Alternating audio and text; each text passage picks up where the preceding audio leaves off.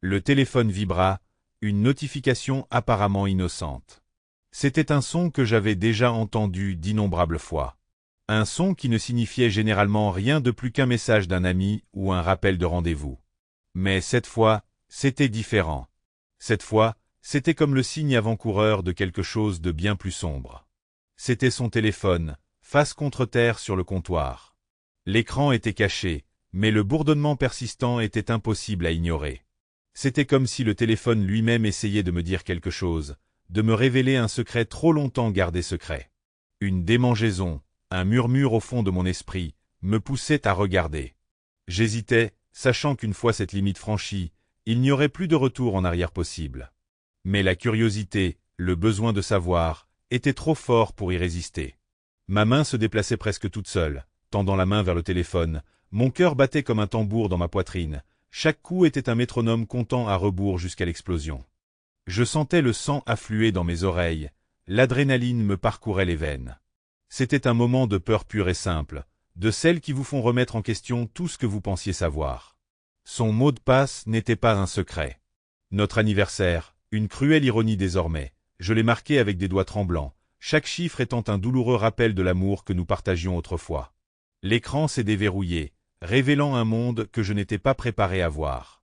J'ai hâte de te revoir, tu me rends fou. Les mots me fixaient, se moquant de moi, me narguant, ils étaient comme un poignard dans mon cœur, chaque lettre une torsion de la lame. Je les ai lus et relus, espérant qu'ils changeraient, qu'ils prendraient un sens. Les mots se sont gravés dans mon esprit, je ne pouvais pas y échapper, je ne pouvais pas les oublier, ils étaient gravés dans ma mémoire, une cicatrice permanente qui ne guérirait jamais. Mon esprit s'emballait, essayant de reconstituer les fragments de ma réalité brisée, un nom que je ne reconnaissais pas, un nom qui ne signifiait rien pour moi, mais tout pour elle. Qui était cette personne? Que avait-elle de plus que moi? Les questions tourbillonnaient dans mon esprit, toutes plus douloureuses les unes que les autres.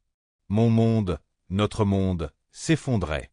Le fondement de confiance sur lequel nous avions bâti notre relation avait disparu, remplacé par un gouffre de trahison et de tromperie. J'avais l'impression de tomber, de m'enfoncer dans un abîme sans fin. La vie que nous avions construite, les promesses murmurées, tout cela s'était réduit en cendres dans ma bouche.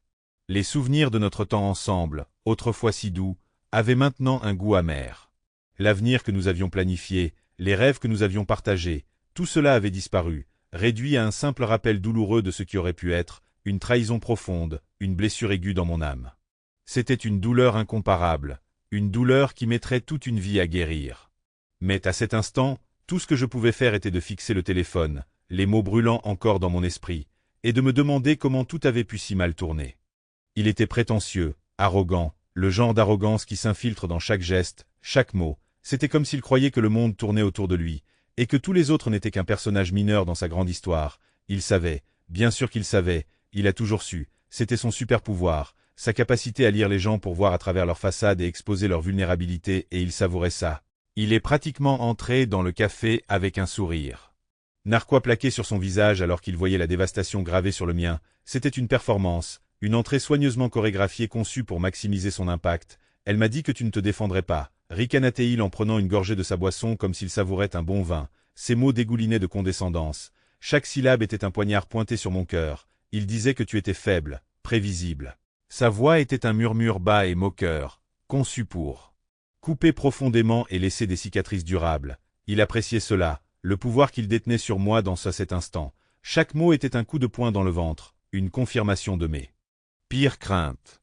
C'était comme s'il avait atteint mon âme et en avait sorti mes plus profondes insécurités, les exposant à la vue de tous. Je voulais me déchaîner, crier, lui infliger de la douleur en retour. La rage bouillonnait en moi, une force volcanique menaçant d'exploser. Mais je savais que c'était exactement ce qu'il voulait, et je refusais de lui donner satisfaction.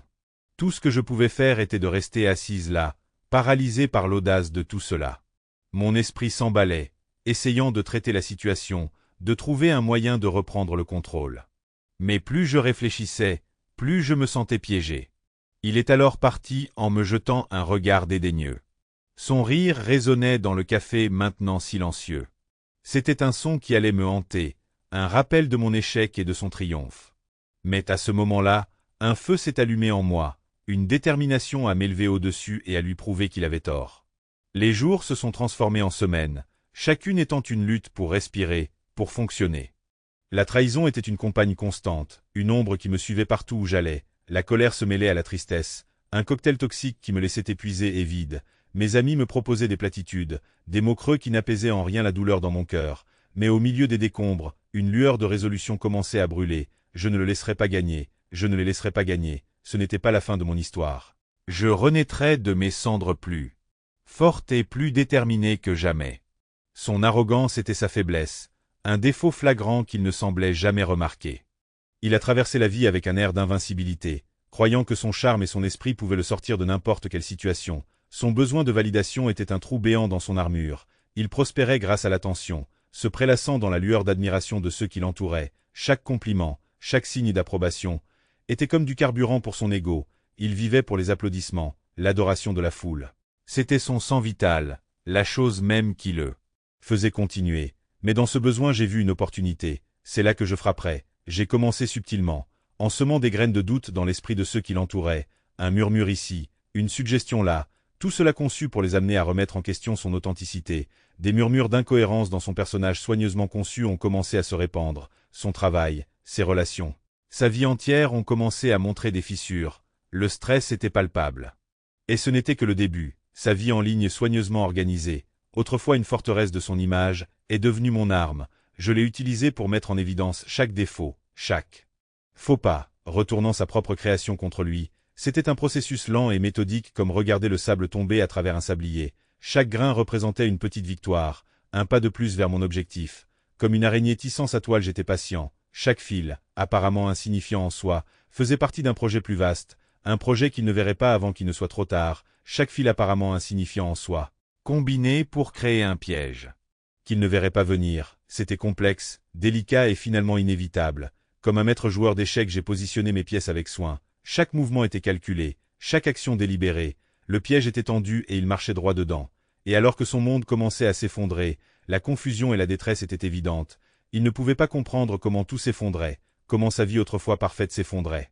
Un sentiment de satisfaction froide s'est installé en moi. Ce n'était pas vraiment une question de vengeance, c'était une question de justice, de récupérer mon pouvoir. En fin de compte, il s'agissait de lui montrer, ainsi qu'à tout le monde, que l'arrogance et la tromperie ont des conséquences. Et il ne s'agissait pas vraiment de vengeance, il s'agissait de justice, de récupérer mon pouvoir. En fin de compte, il s'agissait de lui montrer, ainsi qu'à tout le monde, que l'arrogance et la tromperie ont des conséquences. Et il ne s'agissait pas vraiment de vengeance, il s'agissait de justice, de récupérer mon pouvoir. En fin de compte, il s'agissait de lui montrer, ainsi qu'à tout le monde, que l'arrogance et la tromperie ont des conséquences.